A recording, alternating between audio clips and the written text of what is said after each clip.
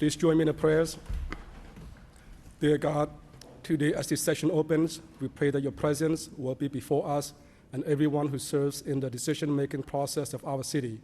We pray for direction which will lead our city to be strong and unified. May we continue the legacy of our founders.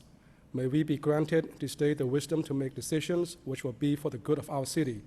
We also pray for your special blessing on all those who are working to transform our city and make it a better place to live and work. Amen. Please join me to salute to the flag.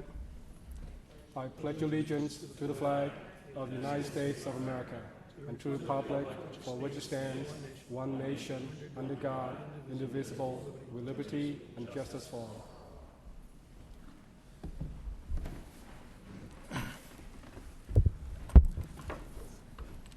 Mr. Clerk, roll call, please. Council Robinson. Here. Council Rourke. Here. Council Scott. Council Yem. Here. Mayor Chow. Here. Council Drinkwater. Here. Council Getchia. Here. Council Janess. Council Leahy. Here. Council Mercier. Here. Council Noon. Here. 9 present. Any moment of silence, memorial? Councilor Nguyen? Thank you, Mr. Mayor. A moment of silence in darkening of chambers for Bona Samai. Bona Samai, 858, a longtime resident of Lowell, passed away peacefully surrounded by her loving families on Saturday, September 23rd, after a long, courageous battle with cancer. She was the daughter of Sapadung Kim and the late Kieng Kim in Phnom Penh, Cambodia. She received her early education in Phnom Penh, Cambodia. Bona continued her education in the state, graduated from Revere High School, and continued on to earn her bachelor degree in liberal arts from Rich's College in Weston, and her master's degrees in social work from Boston University. Bona was employed for over 30 years as an early intervention development specialist at Anne Sullivan Center in Lowell. In her volunteer time, she is very instrumental with Uncle Dan Shroop. She brings her whole families, 4 daughters and 1 son, to involve from as a student to teaching to mentor. Bona was the loving mother of Brianna, Cassandra, Selena, Alexandra, Curtis Mai, of all of Lowell.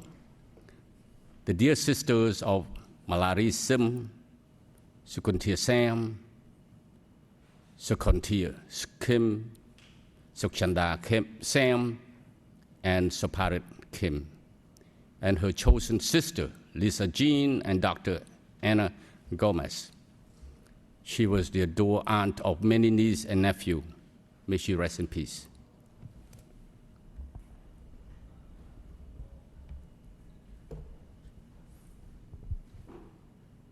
Is it Councilor Nguyen? Yes, sir. Councilor Mercia? Thank you, Mr. Mayor. On behalf of City Councilor Corey Robinson, I'm honored to present this next moment of silence in Docking Chamber for Frances Brunel, a beloved mother, grandmother, and great-grandmother who peacefully passed away on September 30th at the age of 95. She departed on the 17th anniversary of her late husband, Daniel F. Brunel's passing, surrounded by her family. Frances was born in Lowell, Massachusetts. She spent her formative years in Lowell, where she attended the local schools and established deep roots in the community. She has been a resident of the Highlands section of Lowell since 1946, and she was an integral part of the community. She will always be remembered as the matriarch and the glue that held her family together. Her love for her grandchildren and great-grandchildren knew no bounds. Even well into her 80s, she continued to be a dedicated caregiver and actively participated in her grandchildren and great-grandchildren's lives, attending school events and sporting activities with unwavering enthusiasm. She was a devoted and longtime communicant of St. Margaret's of Scotland Church, where she found solace in her faith and contributed to the spiritual well-being of the community. Frances Brunel is survived by her 3 loving children, Sharon, Mary Lou, and Daniel. She leaves behind a legacy of love and family devotion through her 13 grandchildren. She is also survived by 20 cherished great-grandchildren. Frances Brunel's life was a testament to the power of love, family, and faith. Her memory will forever live on in the hearts of those who were fortunate enough to know and love her. May she rest in eternal peace, reunited with her beloved husband Daniel in the arms of the angel.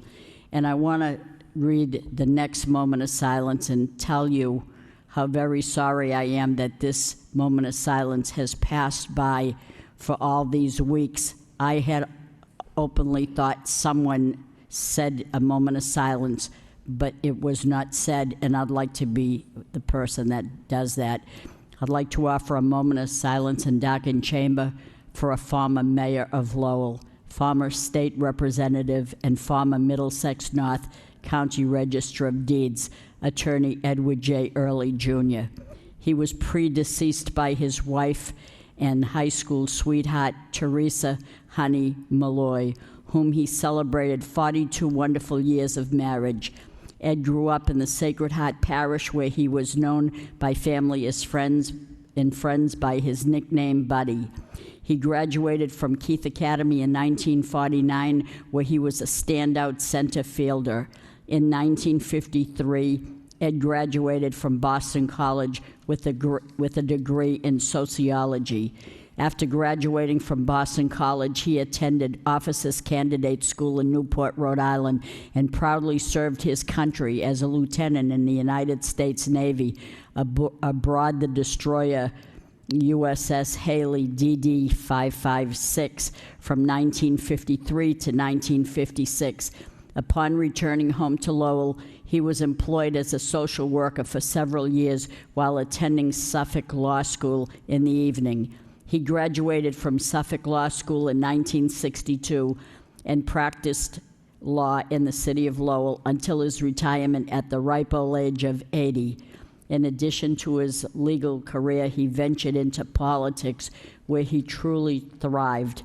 He served 8 years on the Lowell City Council and served as mayor from 1966 to 1967. At the tender age of 34 years old, Mayor Early was instrumental in Lowell being selected in the Model Cities program. This visionary leadership while mayor was a catalyst for the revitalization of Lowell. He furthered his political career by becoming a respected two-term state representative from 1973 to 1977. He was elected Middlesex County Register of Deeds in 1977 and served 3 terms until his retirement in 1995. He was honored by the city of Lowell, dedicating the Edward J. Early Jr. parking garage for his many years of service to the Lowell community. He is survived by his 4 children, Deborah, Kathleen, attorney William Early, and his daughter Gail, his 5 grandchildren, and his 3 great-grandchildren. We offer our sympathy to his family, relatives, and many friends, and I'd also like to offer a moment of silence and darkened chamber to all those who passed away since our last city council meeting. May they all rest in peace. Thank you very much. Any other memorials? Councilor Leahy? Thank you. Just a, a quick note. I know we did this one, but I just wanted to remember Jerry Dumont, wife of Mickey Dumont, and father-in-law of Sean Machado. And Jerry would have been 85 tomorrow, so we just want to wish him a happy birthday. Thank you. Okay. Any other memorials from the councilors? Mr. Gary? Yes, thank you, Mr. Mayor. I just want to make a note of Mr. Early. Mr. Early was a very good friend of my father for many, many years. They practiced law together at 463 Merrimack Street. He was a good friend of myself. He was a mentor for me, and he left a permanent positive mark on the city of Lowell. No other memorials? Mr. Clerk, please dim the light.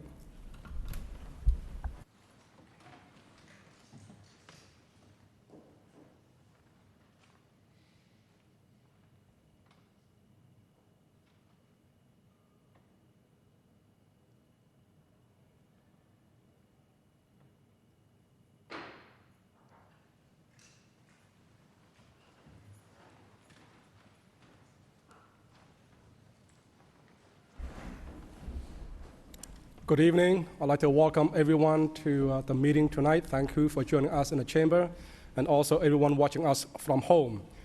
We will start the meeting with the mayor's business. 2.1, the communication remote Zoom participation. Need a motion to accept and place on file by Councilor Drinkwater, second by Councilor Gishia. All in favor say aye, opposed say no. The ayes have it. Motion is carried. The next part is a presentation, which we do this annually. This is the report and communication from the Mahoney Family Fund, Rethinking Discipline, a workshop for families. I believe the speaker is presenting this on Zoom. Mr. Clerk? Yes, Ms. Mahoney?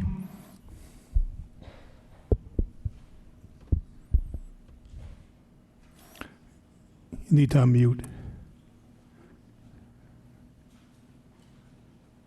Oops. There you go. Okay. The Mahoney Family Fund, which is in honor of my late parents and brother, Dr. Hugh, Ruth, and John Mahoney. We're from Tewksbury. We are co-hosting an event on October 12th with the Lowell Public Schools Family Leadership Institute. And this is a workshop for families called Rethinking Discipline. We have an international speaker presenting on this topic. And as we know, during the pandemic, rates of domestic violence and child abuse escalated to unprecedented levels. And post-pandemic, a lot of things, most things have gone back to normal, but the rates of domestic violence and child abuse have not. They are still at an all-time high. When there's stress in the home, parents and caregivers tend to discipline more harshly, and harsh discipline can become abusive. So this is the perfect time for all adults to become educated on the consequences of corporal punishment. And there are many, significantly the detrimental effects that corporal punishment has on the brain of the child. So there is a lot to unpack on this subject, and this event is free and open to the public. It's not just for the parents of Lowell Public School students. We welcome you to come, even if you personally don't think it's relevant to you. You might know someone who could benefit from it. There'll be light refreshments. You have nothing to lose. And the following morning, we are having another free event on no-hit zones, which we have presented to this council before, and that will take place at the First Baptist Church. I believe that Peg Shanahan handed out a flyer, so you should have this info in front of you, but if you don't, you can go to the MahoneyFamilyFund.com, and all that information is on our website. Thank you. Mr. Clerk, any other speaker? No, Mr. Mayor. Any comments or questions from any of the council members? Hearing none, need a motion to accept and place on file by Councilor Gishia, second by Councilor Murcia. On favor say aye, opposed say no. The ayes have it. Motion is carried. Thank you, Pat, for being here to distribute those flyers. We now continue to the section 3, the city clerk. 3.1, minutes of city council meeting, September 26. For acceptance, motion to accept and place on file by Councilor Nguyen, second by Councilor Robinson. On favor say aye, opposed say no. The ayes have it. Motion is carried. Councilor Rourke. Thank you, Mr. Mayor. Can we do 5.1, a vote for the city manager, please? A motion by Councilor Rourke to suspend the rule to take item 5.1 out of order, second by Councilor Yam. The vote on 5.1 is to amend fiscal year 2022-23 annual action plan, waive full reading, second reading by title. Mr. Clerk.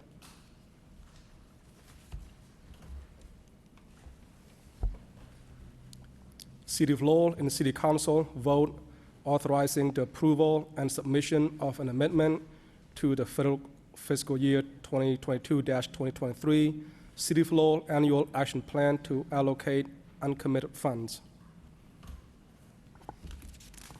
Any discussions or comments?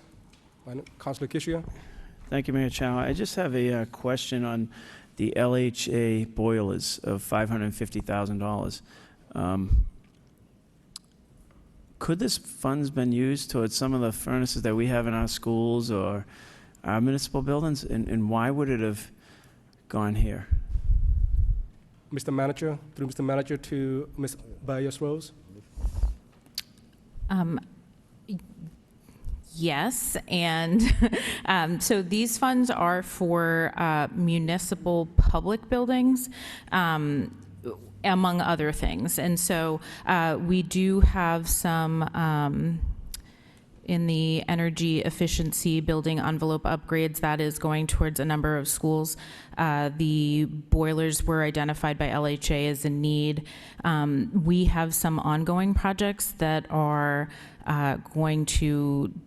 that the Sustainability Division is working on at various public schools, but we're in a time crunch to spend down these particular funds, and we have a need that is eligible, and so we're recommending funding it. As much as I would love to do that, I think that our schools, our stuff needs it. Time crunch is because of us. And we don't just push things to the time crunch period. We should be looking at our stuff instead of giving everything out. This board has been talking about school furnaces, heatings, everything else, and I can't accept giving $550,000 to the LHA when things in our own system could be fixed with this stuff. So I won't be supporting this. Any other comments? Councilor Robinson? Thank you. With consideration for these funds, would our firehouses qualify as suitable usage as well? Through Mr. Manager to Giovanni. Thank you. Off the top of my head, I'm not 100% sure. They're not publicly accessible buildings. Public safety equipment is, so CDBG funds have been used in the past, for example, to purchase like a fire truck. But for the building itself, I don't believe so, but I could follow up. Thank you. Councilor Kishia.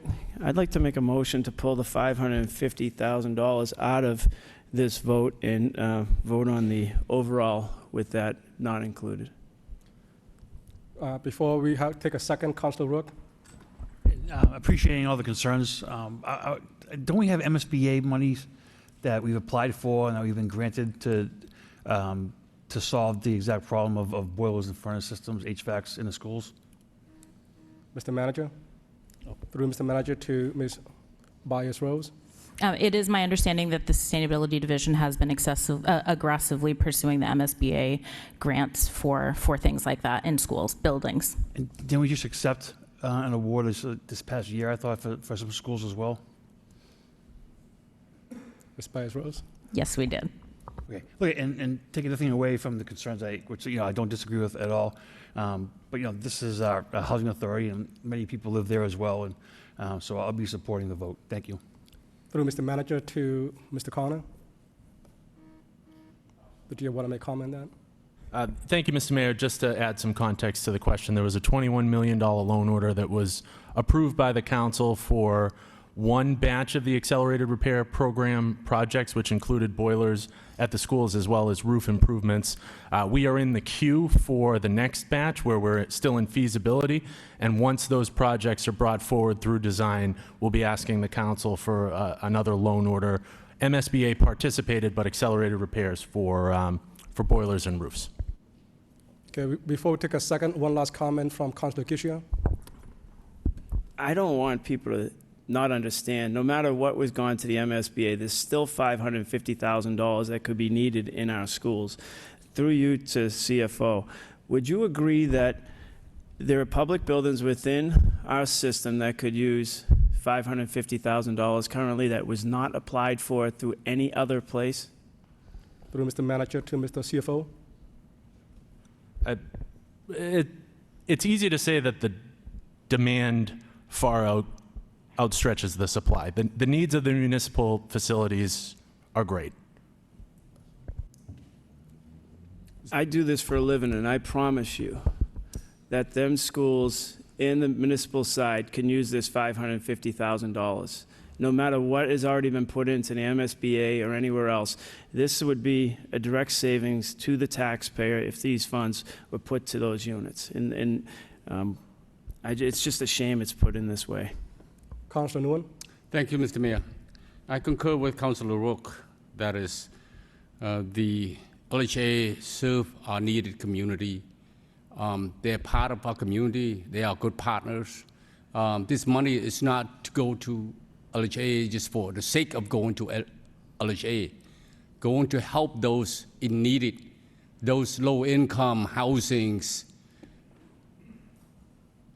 And that said, I'm sure there's a rationale behind this from the managers and or the director of DPD. Could you, Mr. Mayor, through you to Mr. Manager, what's the rationale behind this?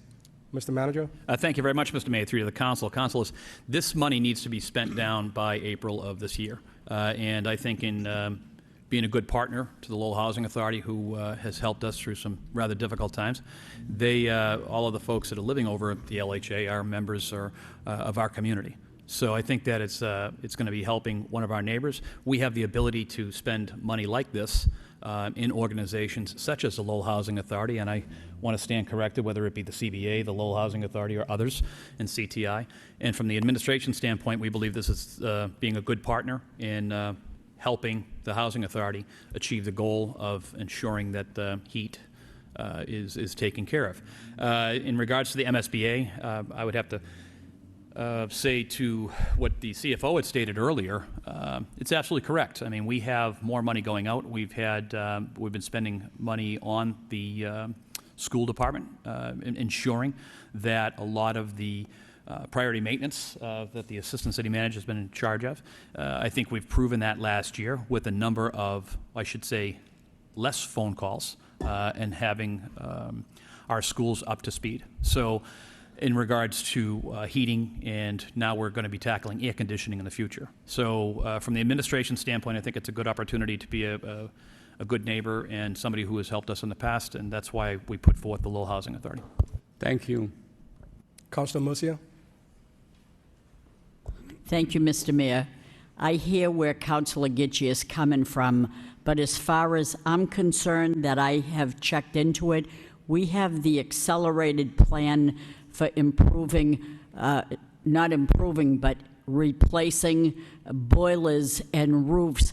The stipulation there is that these respected boilers and roofs in the school system had to be a certain age. If they were like 15 years old and they needed help or work or a replacement, it wouldn't qualify for that. They had to be 20 years older, and just so many did, and I thought we covered it all. And could we use that $550,000 somewhere else in the city? Absolutely. But I think what we have here is called a good neighbor policy, in that it's either spend it or lose it. And we have worked very diligently with the housing.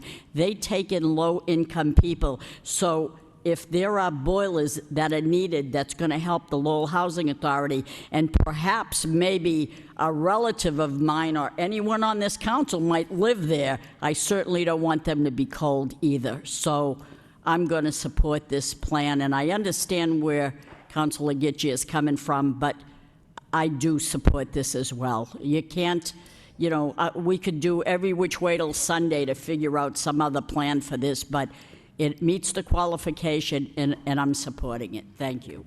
We have a motion on the floor by Councilor Gitche before we take the vote on the item itself on the agenda. The motion on the floor is to take the LHA item out of the overall vote. Do we have a second? I had a couple comments before we take the vote. Okay, Councilor Robinson? Actually, a couple questions. Traditionally, with the boilers and stuff like that, if this money didn't exist, who's responsible for funding that with the LHA? Is that typically state funds? Mr. Manager? That would come from federal funds as well as state funds. And I mean, I get it, the MSBA stuff, and no one, I don't think anyone's questioning what LHA does. Who they service, what they service, how they service. It's, I mean, an integral part of the community. But people have to be mindful also. We just had to cancel school because of lack of air conditioning. $550,000 when we're trying to get our controls up. I mean, it's tough. I could see if everything was okay in our own house and we were looking to help our neighbor, but when we have a lot of things in our own house we're trying to get a grip on, I just don't understand how we're passing out half a what? You know, $550,000.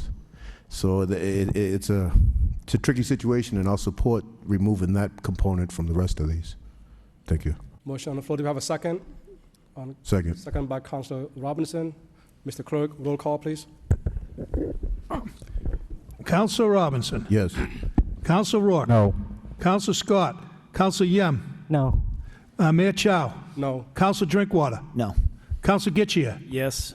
Councilor Janess. Councilor Leahy. No. Councilor Mercier. No. Councilor Noon. No. Motion failed. For the vote on the agenda, we need a motion to adopt by Councilor Leahy, second by Councilor Nguyen. Councilor Leahy? Just one quick comment too, and I understand what the councils are saying with the funds, but you know it's totally different. The $550,000, it's a lot of money, but I think it would be a drop in the bucket to what we need to do to some of the controls in the schools. And the greater good here is to do these boilers. You know, the last administration at the school department had an opportunity to put millions of dollars into the school system, and the last superintendent refused to. So we're doing some good with this money. Let's continue that. Thank you. Councillor Yam? Thank you, Mr. Mayor. I, for one, also support this motion because, like Councillor Rita Murcia said, a lot of families would benefit from this in this projects at this location. Thank you, Mr. Mayor. Councillor Gishia? Mr. Mayor, I just want to say a lot of good families would have also, if that wasn't there and it went to the schools and everything else. So pitting what one does for another is not necessarily what's best for our organization. And just because something's in a time crunch doesn't mean it wasn't poor planning. And just because other projects were put together don't make that any different. As Councilor Murcia said, in order to actually benefit from the MSBA, it had to be over a certain age, had to do this or that. Maybe there were some underneath that didn't meet those requisitions and could have been used, that's all. And I represent the city, and my job is to make sure the school side and those things, these funds go that way, and that's my job. If I was at the LHRA, I would say the same thing, give me the 550. No other comments? Councillor Drinkwater? Thank you, Mr. Mayor. I'll just say I appreciate all the comments that have been made here tonight, but I think if we look at programs such as the annual action plan funds, or you look at other things such as ARPA, the allocations through these programs are generally spread around to a number of different needs within the community. There are other line items on this allocation here tonight, in addition to the LHA boilers. This program can do a lot of good for a lot of different great community partners. You could look at ARPA and say the same thing. We could have put all the eggs in one basket, so to speak, because the needs are great in any one area. Take the schools just as an example. But when we get funds such as these, what we typically do is spread the money around to address some immediate needs. I understand that the Lowell Housing Authority boilers are an immediate need, and I do think a worthy one to address through this particular program and this allocation of funds. So I will support this vote here tonight. Thank you, Mr. Mayor. Right, thank you. No other discussion. Mr. Clerk, roll call, please. Councillor Robinson. Yes. Councillor Rourke. Yes. Councillor Scott. Councillor Yem. Yes. Mayor Chow. Yes. Councillor Drinkwater. Yes. Councillor Gitchia. No. Councillor Janess. Councillor Leahy. Yes. Councillor Mercia. Yes. Councillor Noon. Yes. Motion passes. Thank you, Mr. Clerk. We now, there's an item here that has some people that might want to speak on. We just came from an event for the ARPA Cultural and Arts Organizations Funds. Need a motion to take this item out of order by Councillor Robinson, second by Councillor Gishia, to take item the information report on case ARPA Cultural Organizations and Public Art. Mr. Crew?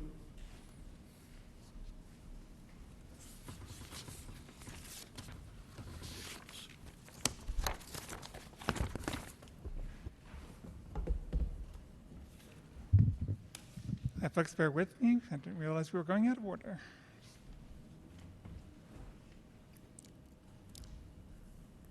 Mr. Crew, if you put the microphone to, would you like to say anything about the ARPA fund? Yes, thank you, Mr. Mayor. And through you to the council, we had a very successful presentation earlier today to cultural funds for both our new public art program as well as our new cultural organizations program as well. And I'm pulling up now, you can see on your screens, examples of what the program will look like as we go through. We launched 2 programs this summer designed at infusing ARPA funds into the cultural sector through an investment in public art as well as an investment in our cultural organizations. The money that CASE was allocated for cultural programs is a subset of the economic development and recovery programs that were set aside for ARPA programs. And they're really designed not only for cultural and community stimulation, but as economic development for the city of Lowell as well. This is just a brief refresher here on what the overall allocation for economic development was and where our portion came out of that is. Our total cultural sector allocation allotment was $800,000. $300,000 of that, you may recall, went to our festivals program earlier this year, and the remaining $200,000. The remaining $300,000 of that went to our public art and cultural organizations program, which we were just pleased to announce earlier today. Looking ahead, our cultural organizations recovery program, we had 18 total applications. Of those 18, 14 met the qualifications for the recovery program. And we were really pleased by the breadth and diversity of the programs and applications that we received for the cultural organizations program. Applications came in from organizations across the city of Lowell and really across the cultural spectrum as well in terms of what that is. Organizations that have been around for 40 years, like MRT and the New England Quilt Museum, as well as some of our new organizations as well. And we really, I think, managed to invest in the complete cultural spectrum of Lowell in terms of what that is. And we really wanted to make sure that we were leaving it to our cultural organization partners to lead us in the kind of programming and support they needed, right? So we really were cognizant of not setting either limits on the bottom level or on the top level of grants, because we really wanted to hear from the community on what they needed and what they needed for their programming. And many of the organizations, actually all of the organizations on this list, really took time over the summer to think about their programs, think about what real investments would mean to them in moving their organizations forward. And what we're going to see over the next couple of years with this investment is a real expansion of the cultural sector in Lowell across the whole spectrum, which is really exciting. Paired with this, we also launched our new public art program. The city, of course, invests in public art on our own. What we wanted to do with this program was really open it up and allow for community-driven public art projects and public art ideas. And much like the cultural sector program, with this we saw a wide variety of ideas come in. And I'm pleased to say that of all of the programs that met the criteria for funding, we were able to fully fund all of them. And what we're going to see over the next year as these programs come online is a real citywide investment in new public art with a real mix of new projects that are coming online over the next couple of years. Also, what we're going to see with this is a real mix of media and a real mix of projects that will really engage the community too in a variety of ways as we look at that program. The one that's highlighted here is artist Kit Collins. She's going to be launching what she calls Let's Dance Lowell. This is an expansion of a program she piloted in Roslindale and will really be our first sort of citywide investment in public art. This will feature a series of murals in every neighborhood across the city. She's going to be working with neighborhood groups and neighborhood organizations to really plot out music that speaks to each of the neighborhoods, and then dance that pairs with that music with each of the neighborhoods, excuse me.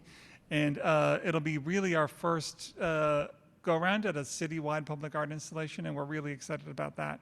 And we're excited to see some of our long-term partners like Art Up Lowell really expand their programming as well in the next year.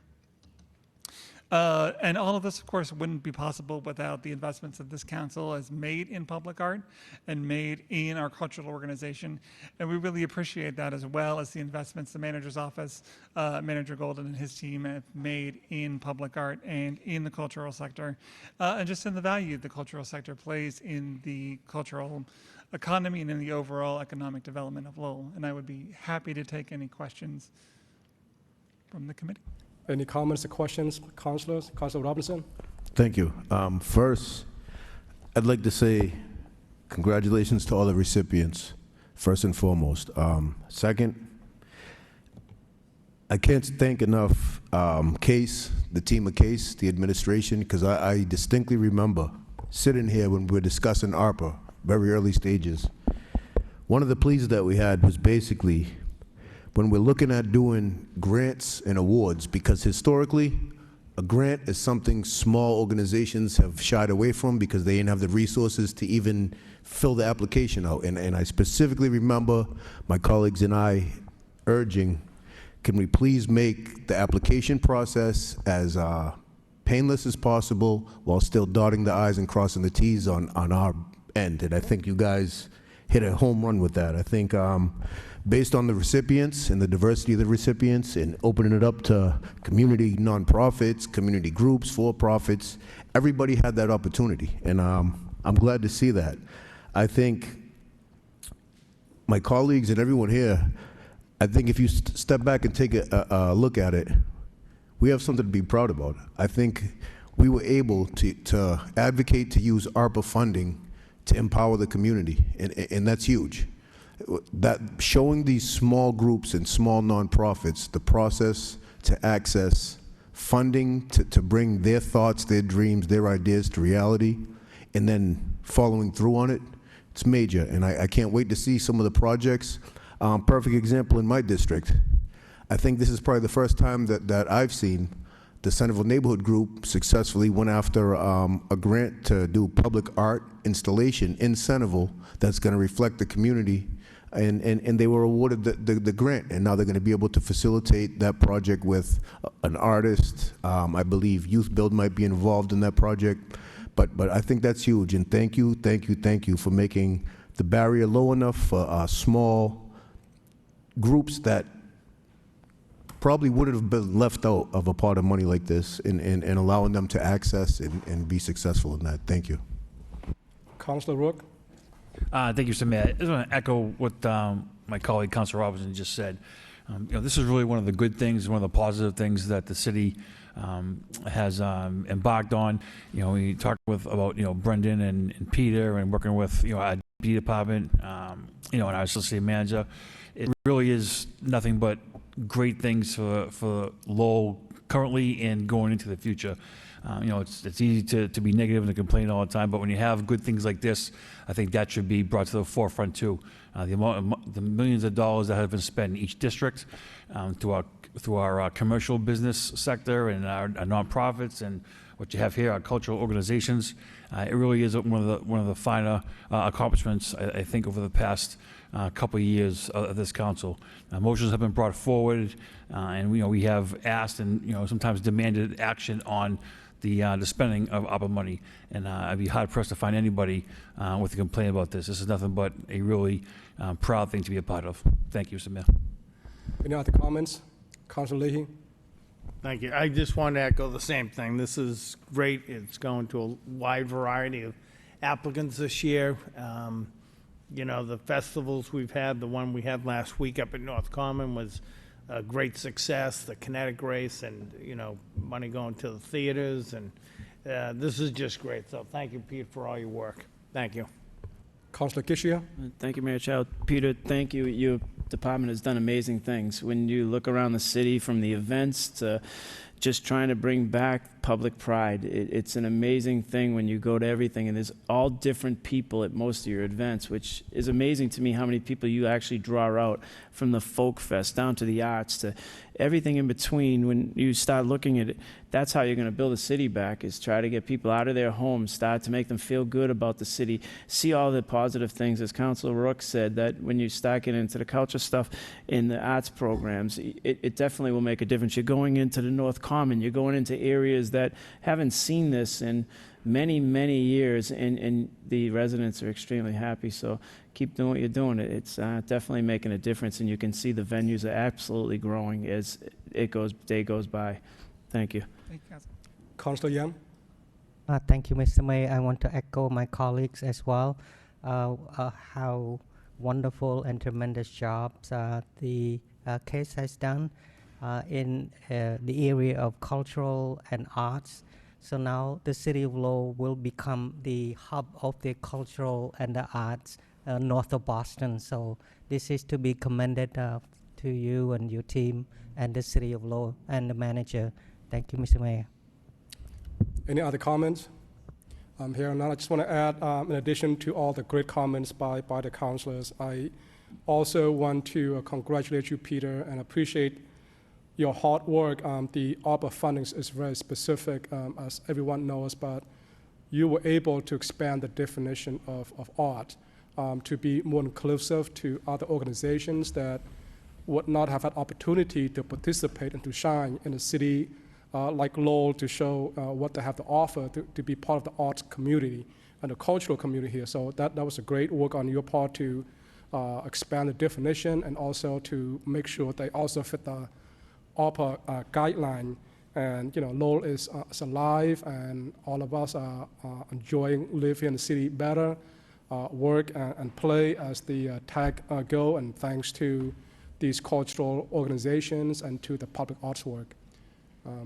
Councilor Murcia? Yeah, thank you, Mr. Mayor. Through you to Peter Crew. Thank you very much for the wide selection, because we do have the motto in the city, art is the handmaid of human good. They wouldn't have said the word art if it wasn't that important, but it is important. And art takes many forms. In this case, in the city, it's dancing, it's painting, it's poetry, painting, and singing, unless it were me singing, then we wouldn't be looking for a grant here for that. But it's a good thing, and everybody is included. And so that's sometimes the only thing people know is the art. So congratulations and to everyone that got an award. Thank you.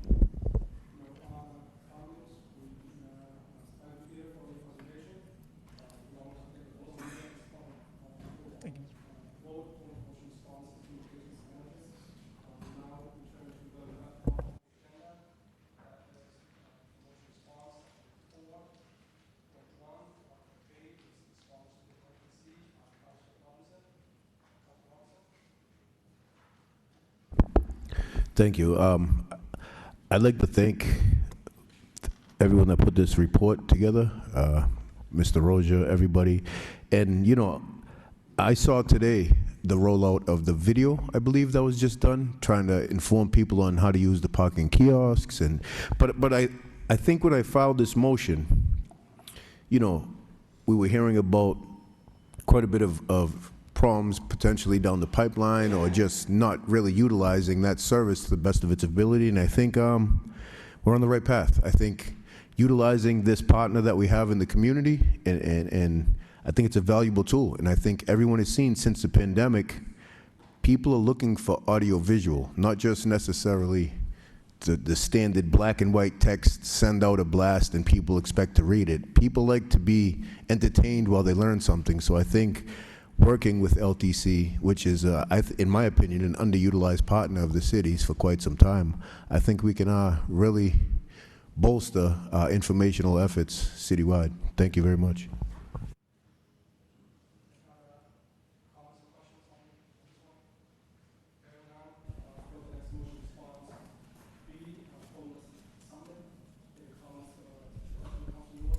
Thank you, Mr. Mayor. I want to thank Manager Golden, in particular, Lisa Golden, the Directors of Health and Human Service. And of course, I know who did the report, Maura Fitzpatrick, the coordinator for the homeless. It's a wonderful report, and this is really captures the feeling of all the participants. Really, it's very much in-depth kind of report. It talking about share, the participants share some idea, and they actually bold it. Let's talk less and do more. Need more policy across the region. Going forward, need to involve state and federal leaders, of course, local leader as well, representative. So this is not just low issue with regard to homeless. We've been saying this all along. And there's a working group here. It's very, very in-depth report, as I said. I was wondering if maybe Ms. Fitzpatrick would if possible, for her to give a summary of this report to those at home and here as well.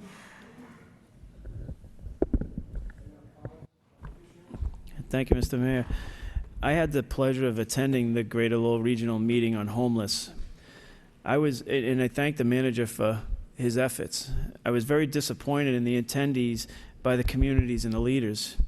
Currently, there are 24 that are part of the agreement with the Lowell Transit Living Center, our shelter. Amesbury, Andover, Barica, Boxford, Chelmsford, Drake, Dunstable, Georgetown, Groveland, Haverhill, Lawrence, Lowell, Merrimack, Methuen, Newbury, Newburyport, North Andover, Raleigh, Salisbury, Tewksbury, Tingsboro, West Newbury, Westfield, Westford, and Wilmington. Of that, there were maybe, and I'm going to give it maybe 4.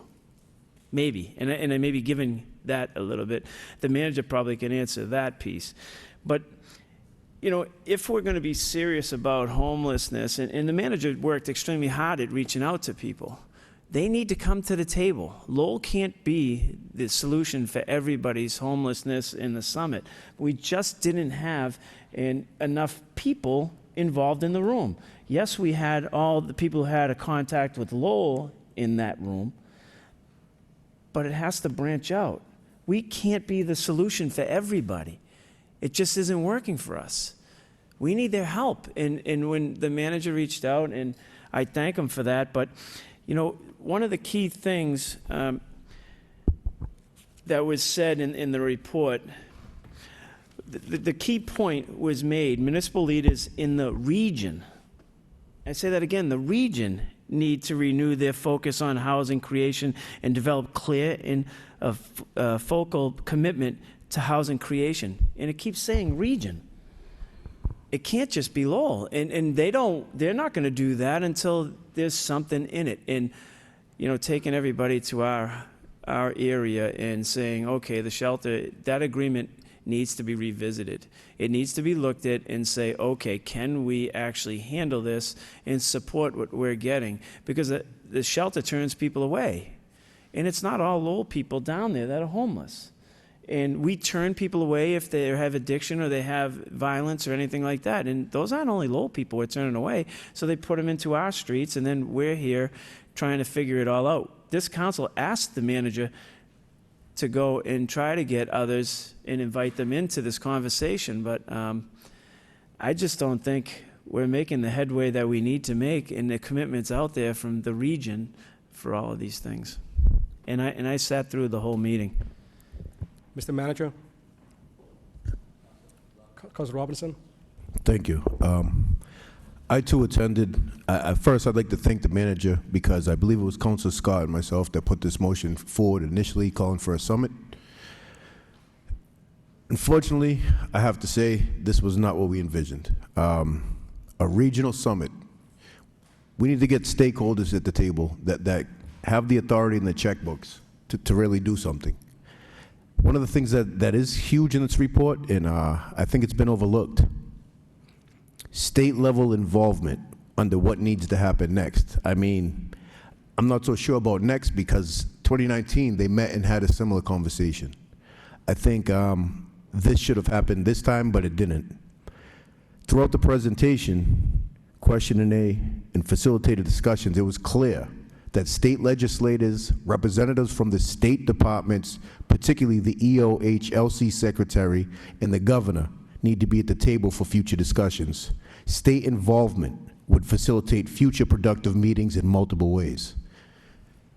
We all are clear and aware that state involvement, state funding, state resources are desperately needed and have been for quite some time. I've said this before.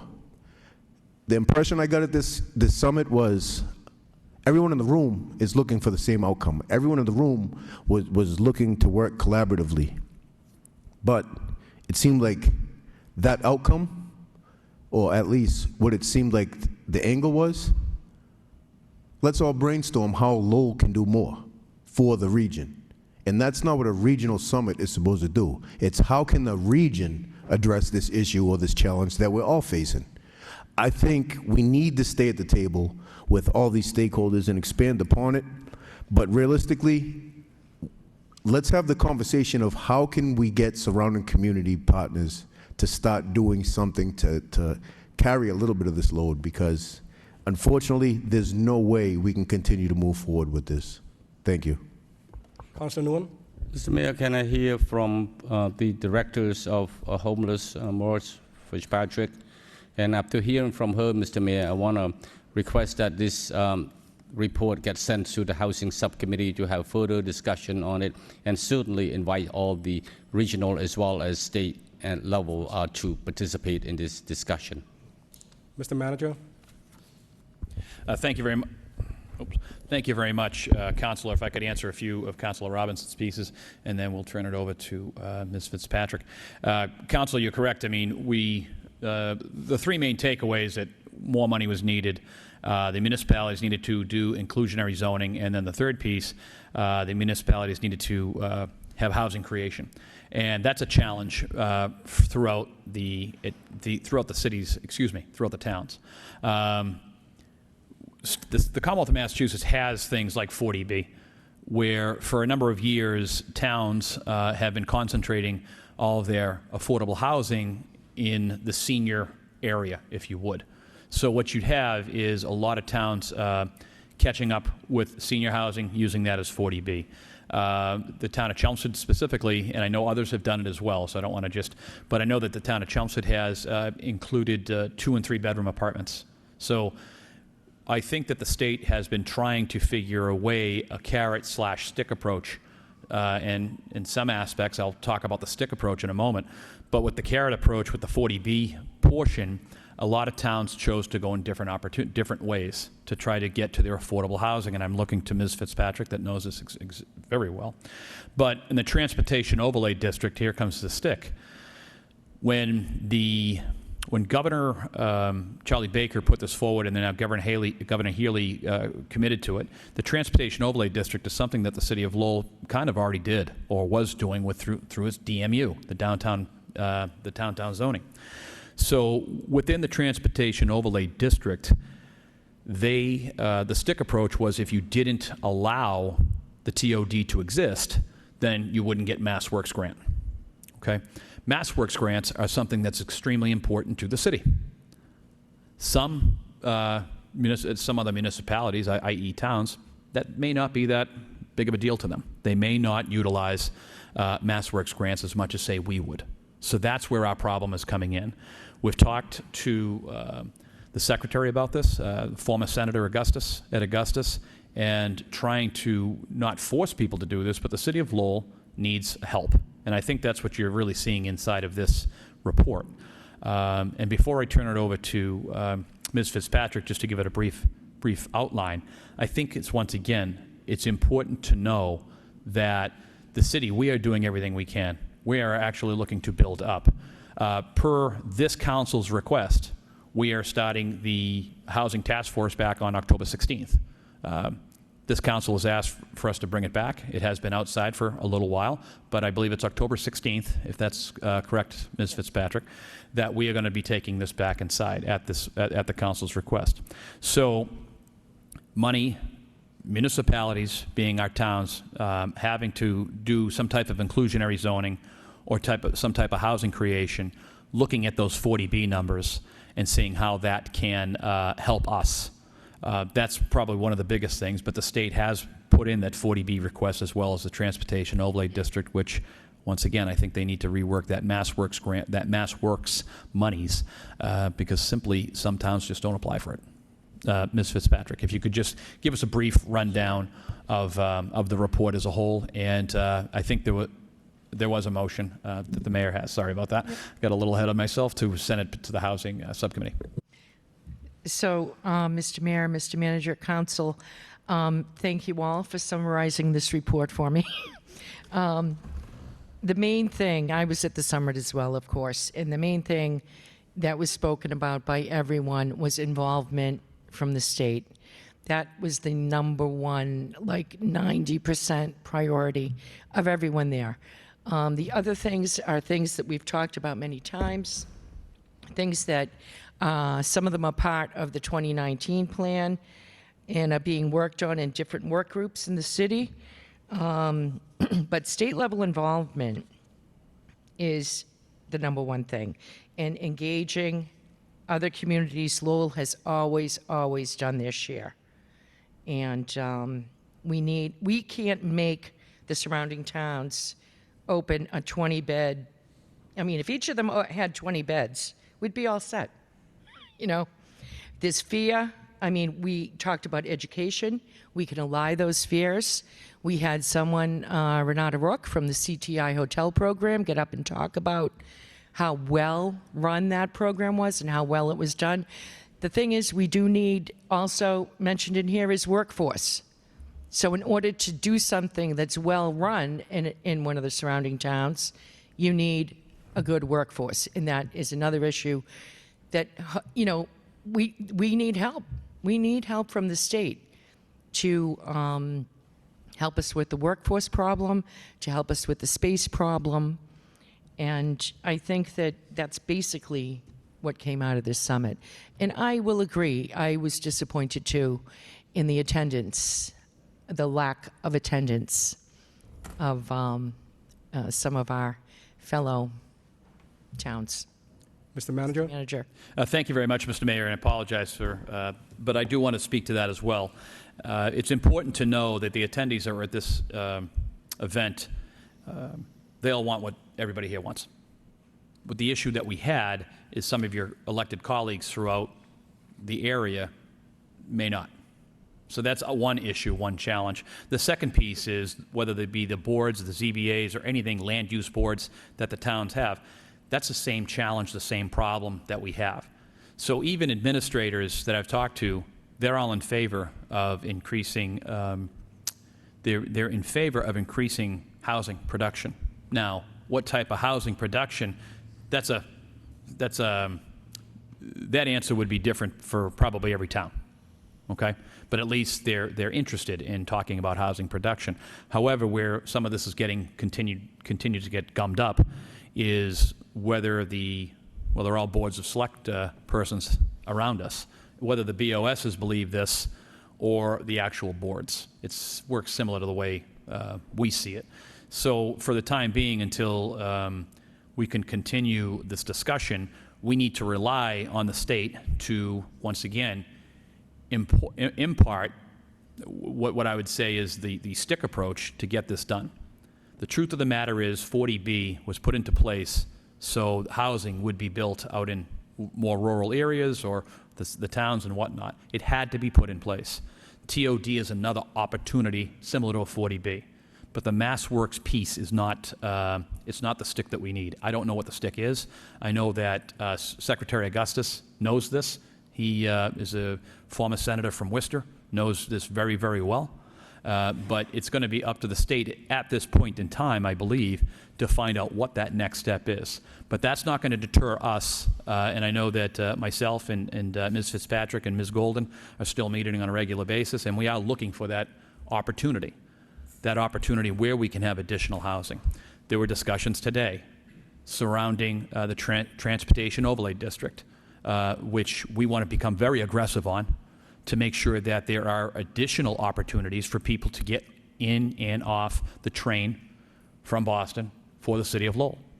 We have that opportunity all up and down Appleton Street, over to Fletcher Street, so on and so forth, down Dutton Street. We have those opportunities that we're trying to, once again, I hate to continue to use the same analogy, but those irons are near the fire. And the number one problem that we're having is finances with some of these even large companies. The interest rate continues to move in an upward trajectory, which is causing major issue, major angst for people who are trying to build things. So at the request, time and time again from this council, we're trying to move this ball forward. I just wish we had everybody thought the same way that we do. But some of elected colleagues from around this area, they think differently, as well as their boards, as well as their land use committees and things of that nature. So that is indeed a challenge, and I truly believe the only way this is going to happen is the same way 40B has worked out. You all know pretty much how 40B works. If you're not at that 10% level, a developer can come in with state approval and build. That's our next, what is the next 40B? And I think that's, we're standing by for the state to impart that on us. So thank you. Each and every one of you have been so passionate about getting this done, but we've been 1 to 2 meetings a week talking about this with homelessness and just housing in general with the crisis that we have. Councilor Councilor Robinson. Thank you, and I just would like to say thank you to the administration, because I know you guys have been working to try to find solutions to increase housing stock. I know there's been discussions going on with available parcels. I know when property goes vacant or potentially goes vacant, discussions have been happening, and there's a lot of circumstances preventing just the boom in development right now, and is out of our control. And I'd just like to point out for the viewers at home, and this isn't a negative connotation, but we have some surrounding communities that still have 2-acre minimum build rules. That's what their zoning looks like. That's just how the community is structured. So while we're fighting over 5,000 square foot lots and stuffing ADUs on them, some of our neighbors have 2-acre minimums. So it's that goes to show you how different between community to community it really can be when we start looking at housing. Thank you. No other discussions on this. Councillor Yam? Thank you, Mr. Mayor. I would like to make a motion to suspend the rule to allow Mr. Joe Hunger from Boys and Girls Club to speak on his project. Motion by Councillor Yam to Mr. Mayor. suspend the rule. Isn't there a motion on the floor to send this to a subcommittee? Oh, before that, that's right. There's a long discussion. I apologize for the misstep. Councillor Nguyen, motion on the floor to send the Report to the- Homeless Summit report to the Housing Subcommittee, second by Councillor Robinson. All in favor say aye, opposed say no. The ayes have it. Motion is carried. Now we can take Councillor Yam's motion to suspend the rule. Second. To have the director of Boys and Girls Club to speak on his project, Believe and Become, second by Councillor Robinson. Mr. Joe Hungler. Thank you. We appreciate the time. About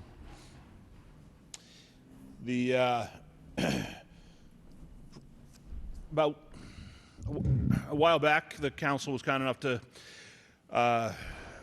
provide me with the time to introduce you to our project.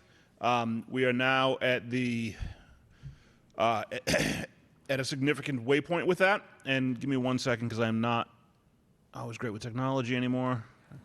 There we go. Thank you. Austin was very helpful today. So I will be quick because I know you have a lot going on a long night. But, you know, our project is called Believe and Become because we want our kids to believe that they can become somebody with a great future and that they have access to do that. And our vision within this project is that we want to end generational poverty. So I'm not going to get into a whole lot into the generational poverty piece, but really what we're talking about is our alumni go on and they end up at UMass Lowell, at Middlesex, at all kinds of colleges. They're going on to be engineers.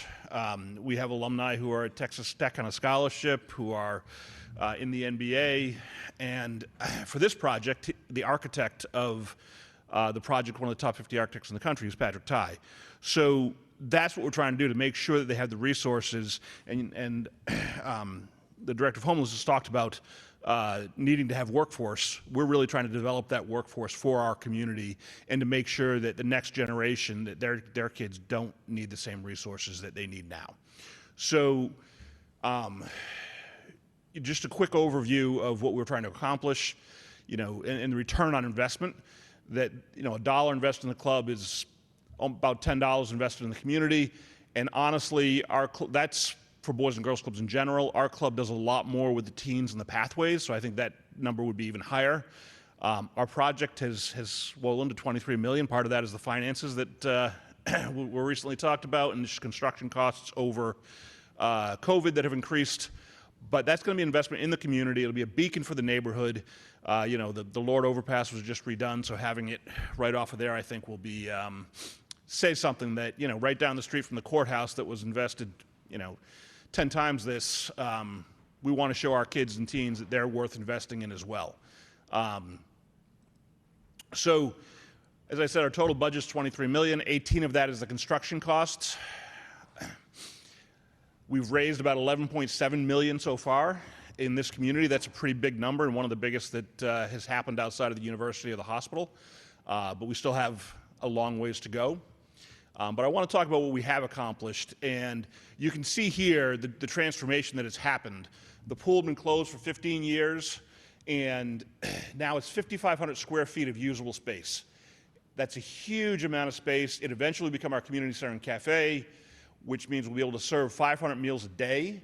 And our kids got to see this the other day, and seeing the joy on their face, and that this was for them, both this space and then the adjacent bathrooms, they were almost as appreciative of the bathrooms as they were of this space, because they're used to using 50-year-old bathrooms that half the time don't work, and things along those lines. You know, you can see we added natural light. One of the places you can have canal side dining in Lowell. And this is the kids. The kids got to get into this space first. We're doing something for our donors on Thursday.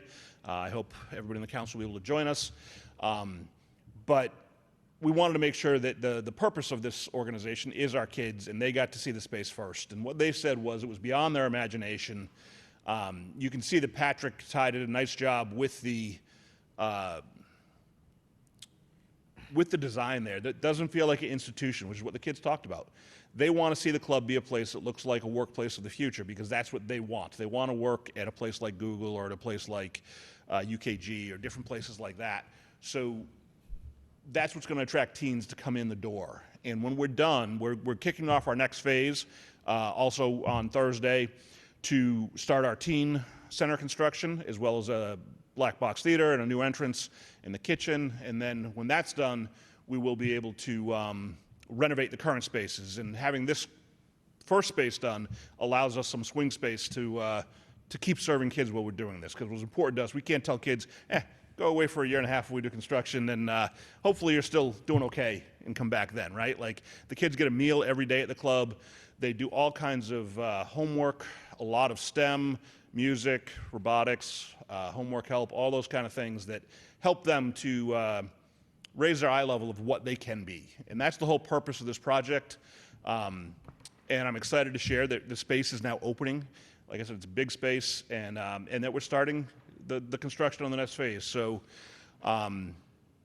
you know, the council has always been supportive of the Boys and Girls Club, and we, as I mentioned, we still have a long ways to go. So any help that the council can do to help us bridge that gap and get this project over the finish line would be greatly appreciated.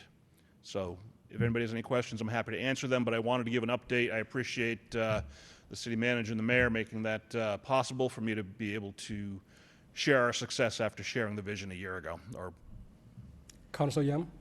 Thank you, Mr. Mayor, and thanks, Mr. Hunger, and thank you for all the wonderful work you have done.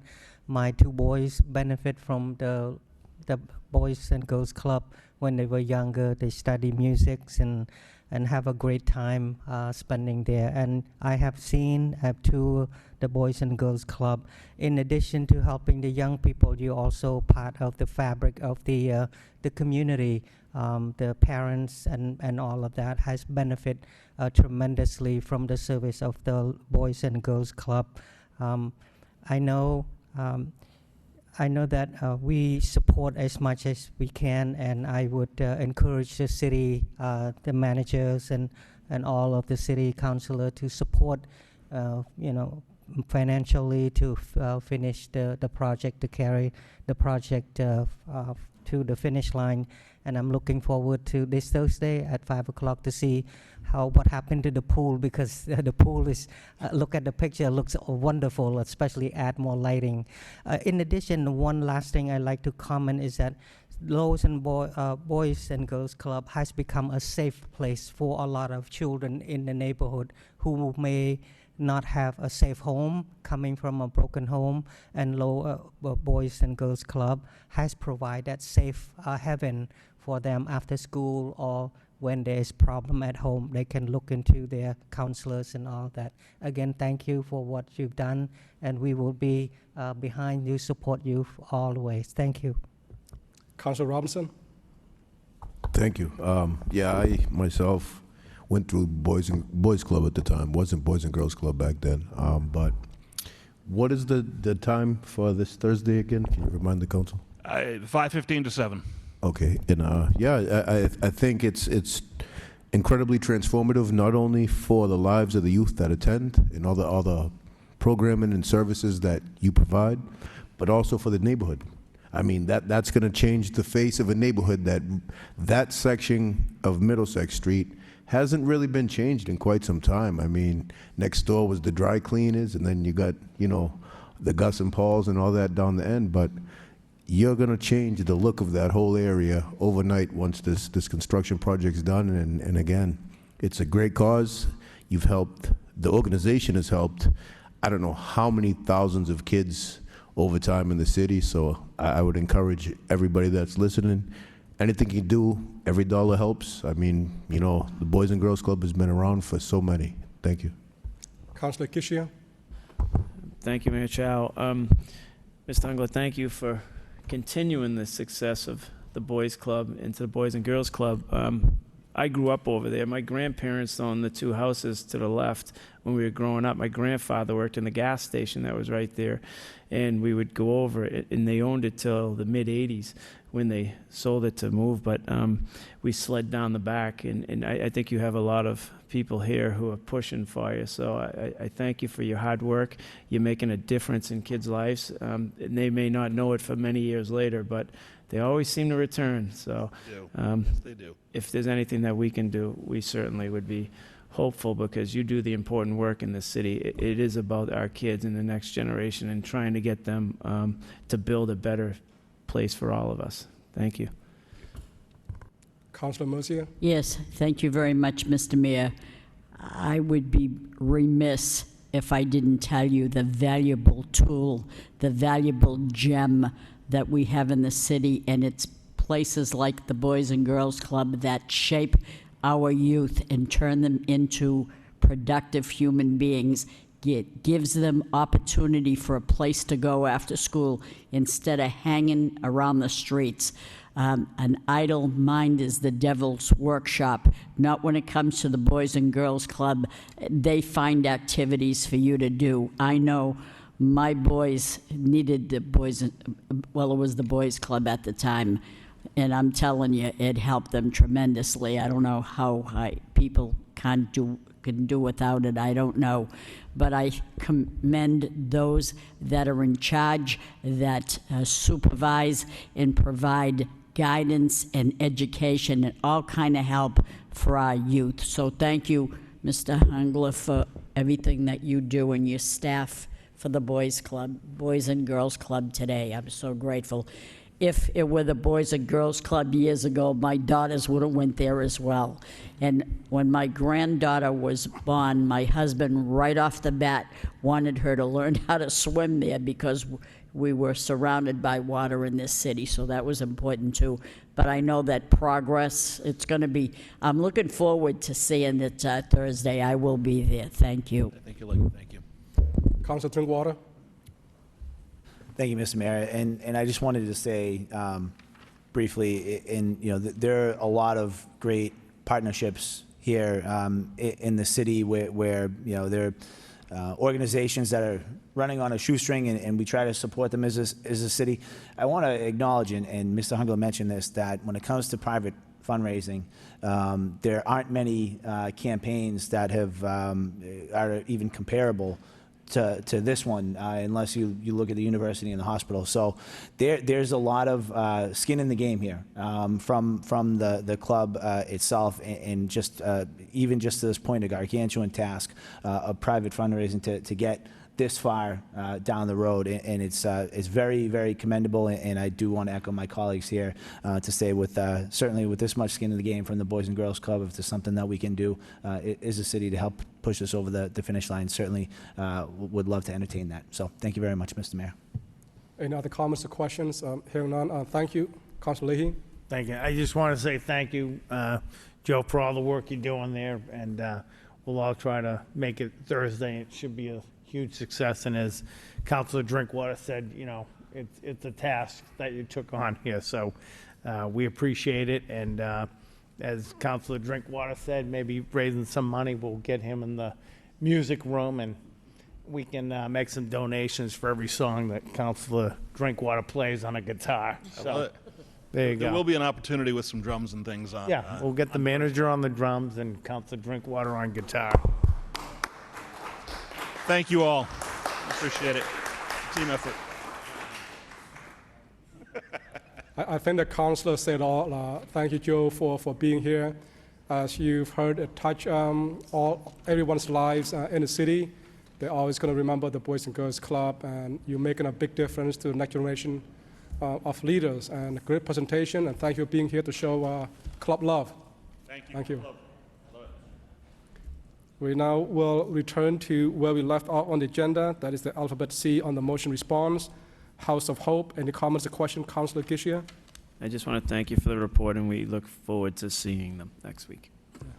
No other comments. We go to the next motion response on HCID. Any comment, Councilor Robinson or Councilor Nguyen? Who would like to go first, Councilor Nguyen? Councilor Robinson, you've been volunteer. Thank you for the report. Again, I think everyone has been looking to what can we do, and I am going to keep going back to if we can't get something solid done shortly, I really would love to see us take a look at the way Boston's starting to do with some of their parcels, where they come up with a concept and they put it out to bid. So they basically tell the developers, this is what we're looking for, as opposed to us saying, we have a plot available, you tell us what you want to do.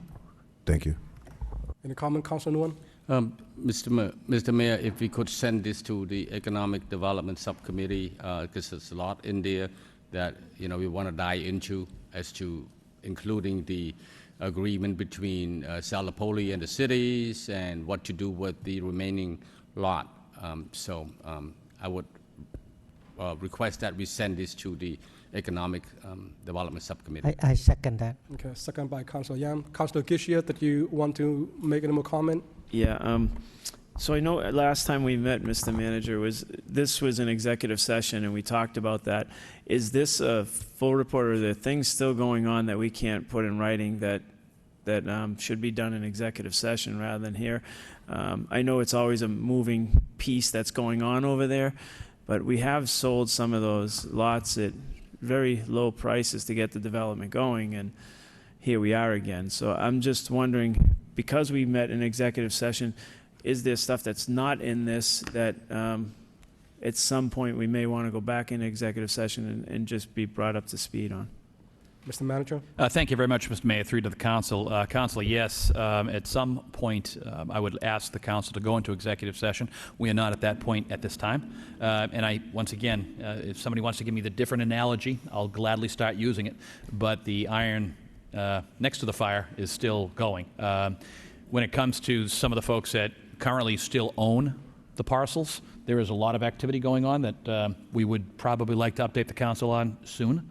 But in regards to other parcels, I can tell you that I'm hoping to have that executive session to ask the council within, I hate to say soon, because I don't want to put time on it, because it's attorneys going back and forth and having discussions and what needs to happen. So if you could give me a little bit more time, I can probably answer it better when I'm asking the council to go into exec session at some point soon. And my concern, obviously, is that people will think that this is the outcome piece when we're obligated not to be able to talk about what we heard in executive session because those weren't released. So sometimes we get asked these questions and we can't even answer the questions because of the executive session rule. So that's all. I just wanted people to understand that this is like the ground level piece without getting too deep into the details, and that as a council, whoever was in that executive session really can't speak about a lot of it. Mr. Manager? Thank you, Mr. Mayor, and through the council and to the public. The public should know that as well. At times, we have multiple conversations going on as we speak with different parties looking to do different things. So that would be the damage of bringing it out at this time. I just want the public to know that we're moving in the best interest, and once we feel as though we have done that, the Assistant City Manager, Baez Rose, has been working with this as well, hand in glove, and once we have that information, we'll be coming to you. Like I said, I wish it was this Tuesday. It's just not, but we are working towards it. No other comments. There's a motion on the floor by Councilor Nguyen to send it to Economic Development Subcommittee, second by Councilor Yam. All in favor, say aye. Opposed, say no. The ayes have it. Motion is carried. The next motion response is on Tanner Street. Councilor Scott is not here. Can we hold that for the following week? We'll table that one. The next one is a motion response in regard to Branch Street. Any comments or questions, Councilor Gishia? Thank you to the manager and his staff. Many Saturdays and Sundays, I called the manager and said, you need to get down here right now. And he took time out of his Saturday and Sundays to come down and actually look at the Branch Street piece. And he responded as we started to move along. We started to see more and more things were developing down there that were not in the best interest of the neighborhood. And the manager and his staff did come out. They listened to us. We actually walked over there where on the side of the wall it said $60 a night, $80 if there's 2 years, $100 if you have a car. You watch drugs being used, we watch prostitution being done. The preventive maintenance piece, when you start looking this and you look at all of these write-ups that went on, it's amazing to me we weren't quicker at the action. And I know it sounds extremely negative to the whole piece for some people, but when you're watching kids in a neighborhood not be able to go out of their homes and enjoy a summer of their life, a teenager or a young kid or even families in the area, and we watch this in any neighborhood. Forget Branch Street, just look at some of our neighborhoods that we just have to be more proactive and get maybe stronger pieces in place so that we can actually keep our city a nice place and keep good people in our city and make sure that we're following the rules. And I just think that as we look forward, this could be an outline for how to get it done. And when you look at the amount of money that was fined to somebody and they just kind of waffled off, we're not even going to respond, they're still not responding. Mr. Manager, do we have an outline? It said that we're going to go to housing court or to tax lien complaint through land court.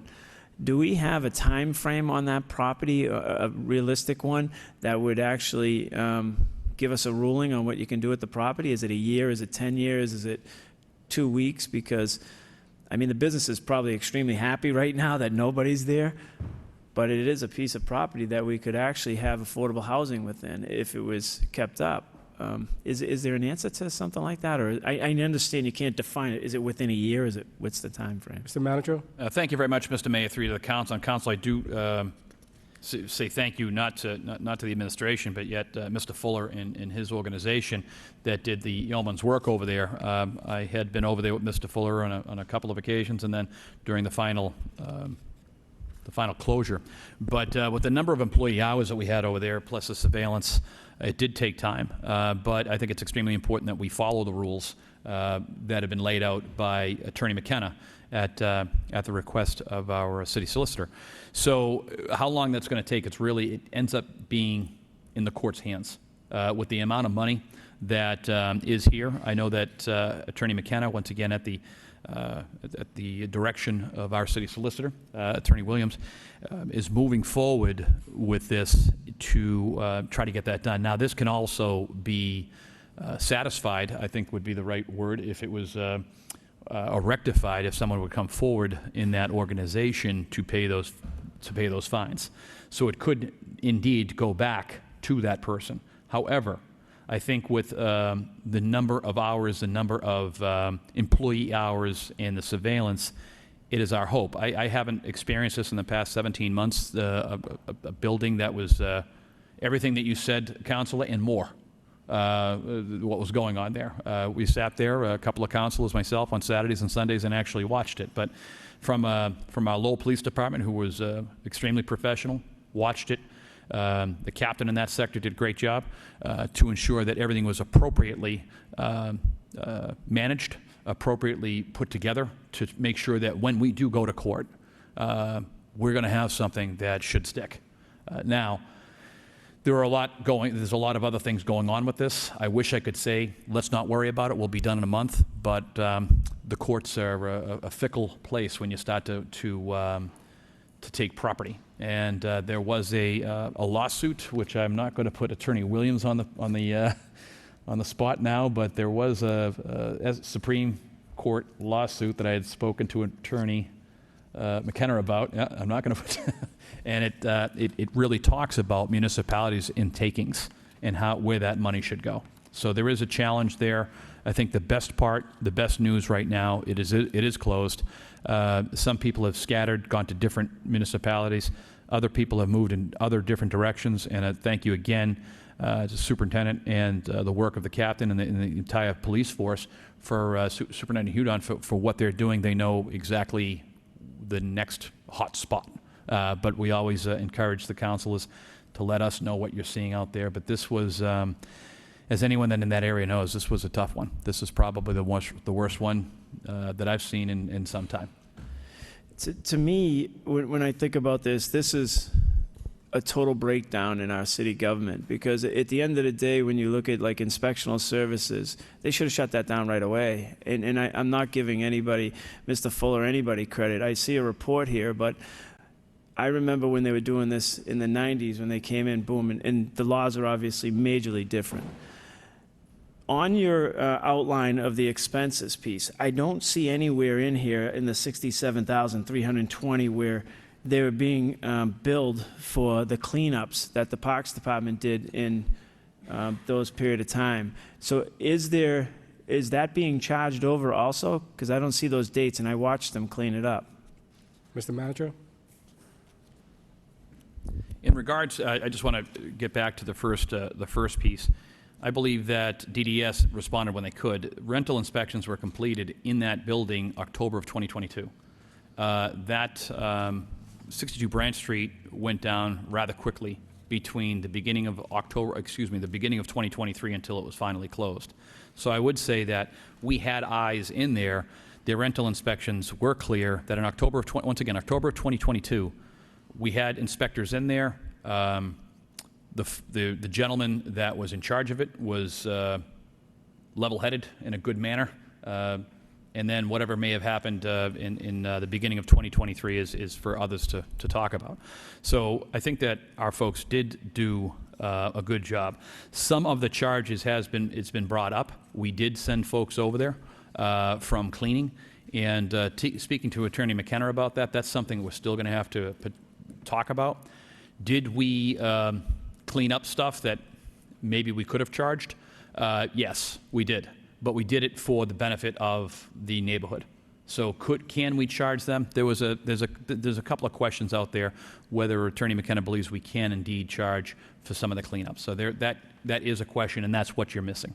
But once again, I will take full responsibility for sending over the Parks Department as well as DPW, because if anybody driving by there at that time had seen I don't think there's another way to say it, but the filth, that was detrimental to the neighborhood as a whole. And I think that was something within reason that we should have done. Can we recoup that charge? We will try to, but that is not in this report at this time. We have done that in the past to residents who don't clean up their areas. There's no need for this to be a shared cost. This is something that should be on this bill and should be paid or leaned against this house for cleanups. We've done it many times in the past in the city, but be that as it may, as Councilor Mercia would say, you just look in, I'm just amazed. I hope that we have a quicker process to dealing with this, because as the lady at the donut shop spoke to me multiple times as we're in this process, there's no reason why anybody should have to live next to that, deal with that for that amount of time. Councilor Yam? Thank you, Mr. Mayor, and I just want to thank the administration for the report. I walk the street and particularly around the property at least once a day. In my walking the neighborhood, I spoke to some residents who live right across the city from Branch Street, some residents who live on Queen Street, talked to Kim's Donut, and there's a convenience store called T&N Food Store. I went also talked to Ramos Liquor Store. They were very pleased that after the raid, everything is really back to normal. The hardcore vagrants who live there are gone. That's according to one of the business owners. But there's still some lingering individual who wandering around. The resident living across the street on Branch Street mentioned that they will try to climb the building to second floor to live, and the city came and boarded up. And I also want to echo what manager said to thanks the police department for keeping an eye on these troubled property. So I'm very happy for the result, and the resident relief, and they can enjoy peace and quiet in the neighborhood. Thank you again to the administration, to the police, and to all involved in the cleanup of this building. Thank you. Councilor Murcia? Thank you, Mr. Mayor. When you have a building like that that is boarded up now and closed, and I know quite a few people got arrested, but they had a certain clientele that came and patronized that building, and they have to go somewhere, and they are. And I'm going to give you a little tip. They're right across the street from the DPW in a very green block, similar to the one at 62 Branch Street, but this is on Middlesex Street, right across from the DPW office. If you want to see that same scenario going to happen anywhere, it's going to happen there, because it is. And so I just want people to be made aware of it. They see it every day. People tell me what they see. In fact, we had an inspector who had her car there checking on a piece of property and had her car stolen. So, well, it wasn't a pretty sight, I'll tell you that. So, Any other comments or questions on this motion response? Hearing none, we'll now go to the next item. That was the last of the motion response, and we already had taken up the case ARPA informational report. We now will take on the report on the amendments to the City Council rules. Mr. Manager?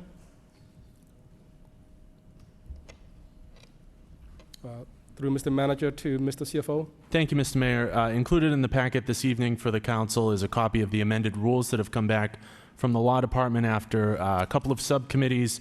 Pursuant to Rule number 33 of the City Council rules, this is placed before the council now, but will need to be referred to the next meeting before action is taken. So the recommendation would be for the council to refer this to the next council meeting, unless there are additional edits to be made. Thank you. Any comments or questions by any of the council members? Hearing none, that completes the city manager's report. Need a motion to accept and place on file by Councilor Murcia, second by Councilor Drinkwater. All in favor say aye, opposed say no. The ayes have it. Motion is carried. The next section on the agenda are the votes from the city manager. And we already have taken up 5.1. We'll take up 5.2. This is the vote to authorize city manager to file special legislation. Waive full reading, second reading by title. Mr. Clerk.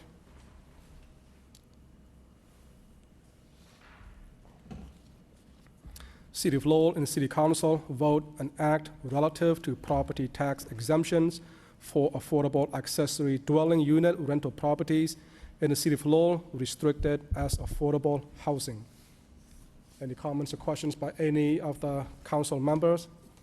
Hearing none, need a motion to adopt by Councilor Gishia, second by Councilor Yam. Mr. Clerk, roll call, please. Council Robinson. No. Council Rourke. Yes. Council Scott. Council Yem. Yes. Mayor Chow. Yes. Council Drinkwater. Yes. Council Gitchia. No. Council Janess. Council Leahy. Yes. Council Mercia. No. Council Noon. Yes. 6 years passed. We now take on the next item on agenda, Section 6, ordinances from the city manager. 6.1 is the ordinance amend zoning accessory dwelling units. Any comments or questions by any of the council members? Hearing none, need a motion to refer to public hearing on October 17, 2023 at 7 p.m. by Councilor Drinkwater, second by Councilor Nguyen. All in favor say aye, opposed say no. The ayes have it. Motion is carried. Do we have any reports of subcommittee tonight? We do not. We now go to the Section 8 petitions. 8.1, claims to property damage. No discussion. Need a motion to refer to the Law Department for report and recommendation by Councilor Rourke, second by Councilor Robinson. All in favor say aye, opposed say no. The ayes have it. Motion is carried. The next line item is 8.2, miscellaneous. Louis Neves requests installation of a handicap parking sign, 29 Ash Street. No comments or question. Need a motion to refer to transportation engineer for report and recommendation by Councilor Rourke, second by Councilor Leahy. All in favor, say aye. Opposed, say no. The ayes have it. Motion is carried. We are now at the section 9. These are the city council motions, and we only have 2 for the night. We'll start with 9.1. Councilor Mercia requests city manager have the transportation engineer find ways and means to improve safety with traffic lights on the corner of Arcan Drive and Merrimack Street, i.e. left-turn arrows so cars can turn towards downtown on Merrimack Street from Arcan Drive. Second by Councilor Nguyen. Councilor Mercia. Thank you, Mr. Mayor.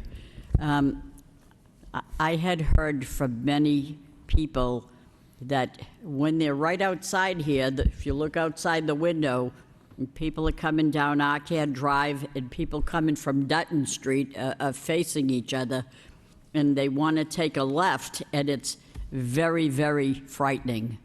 I know it's frightening for me, and I'm not too afraid of too much, but I know just where they're coming from. And I know how expensive it is to have an arrow there. I understand. I don't want to reconfigure the whole roadway, but if there was a way that we could have an arrow and have it delayed a little so those turning left could do that, that'd be nice so that people aren't coming the opposite way and meeting you head on. So it's an area that I just would like the traffic engineer to take a look at. She don't have far to go, just outside to Arcan Drive, taking the left down Merrimack Street downtown. People coming the other way are head on with you. Kind of frightening. Thank you. Any other comments? Hearing none, all in favor say aye. Opposed say no. The ayes have it. Motion is carried. The next motion is a joint motion with Councilor Janess and myself. Councilor Janess not here, so it'll be me present this motion. Request city manager have proper department investigate and resolve the senior center parking lot lighting outage. Second by Councilor Gishia.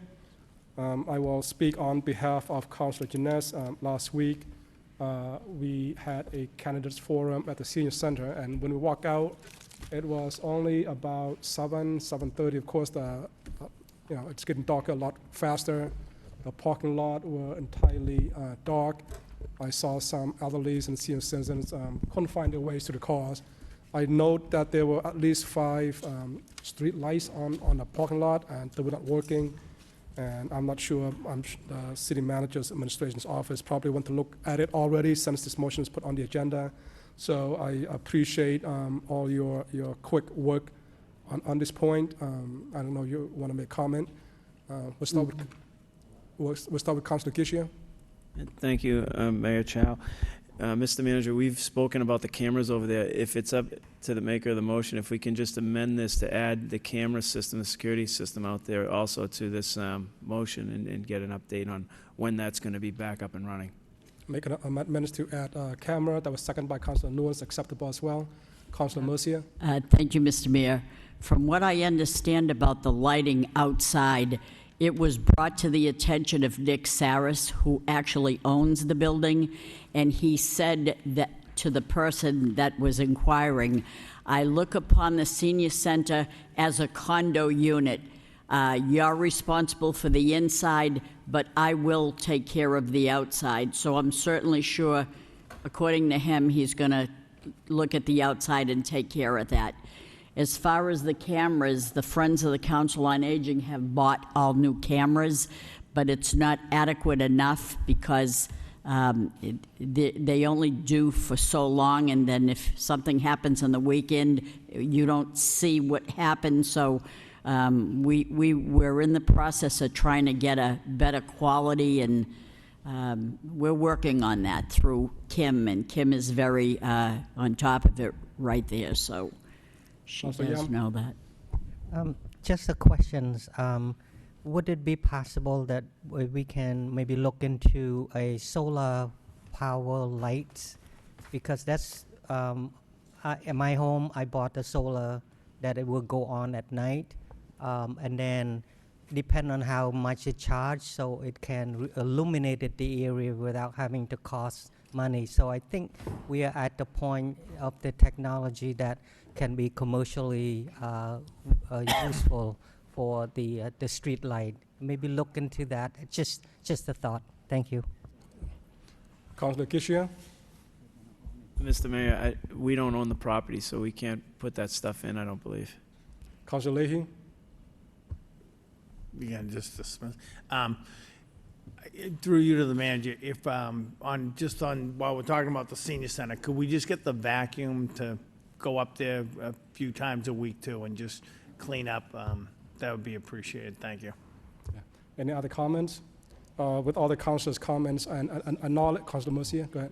And since we're on this subject of the senior center, could we please figure out what's happening with the bus? Because our seniors are not able to go to play, to gamble or whatever. The Deerfield Fair or the different fairs, they're not able to go. No. They're disappointed. Thank you. Did you just say gambling, Councilor Mercier? Oh, With all the comments by the councilors, and again, this motion is to ask the city manager's administrations to investigate and resolve. So you'll work with the property owner, look at the lights on. That's all I was asking. We don't need a report back. I'm sure Councilor Jeunesse doesn't mind. Just as long as the lights are working and any security measure that can be done in that area, we would appreciate it. All in favor, say aye. Opposed, say no. The ayes have it. Motion's carried. Any announcement? I got one. We'll start with Councilor Robinson, and then we'll go to you. Thank you. First, I'd like to say thank you to whoever made the decision to open the splash pads today and tomorrow. I think that's great with, that last bit of Indian summer or warm weather, whatever people call it. I think that's excellent. And again, they were open today, I believe. They'll be open again tomorrow, weather dependent, but it looks like we're going to have another warm day, and that should be from 12 p.m. to 6 p.m. So that's one announcement. And Centerville Youth Basketball registrations are now open, and they're looking for kids. So if any of the families out there are interested in signing your kid up to play youth basketball, you can visit www.centralvillebasketball.com. Thank you. Mr. Manager? Thank you very much, Mr. Mayor, through to the council. Council is, we're just trying to take a head count for Thursday's event, 5:30 to 7:30 over at the Boys and Girls Club. Before you leave, if you could let Ms. DeRoches know if you're going to be able to attend, it'll just keep us from having to call you and email you and everything else. So once again, the Thursday event, 5:30 to 7:30 at the Boys and Girls Club. Thank you very much, and thank you, Councilor, for allowing me to go second. Councilor Yam?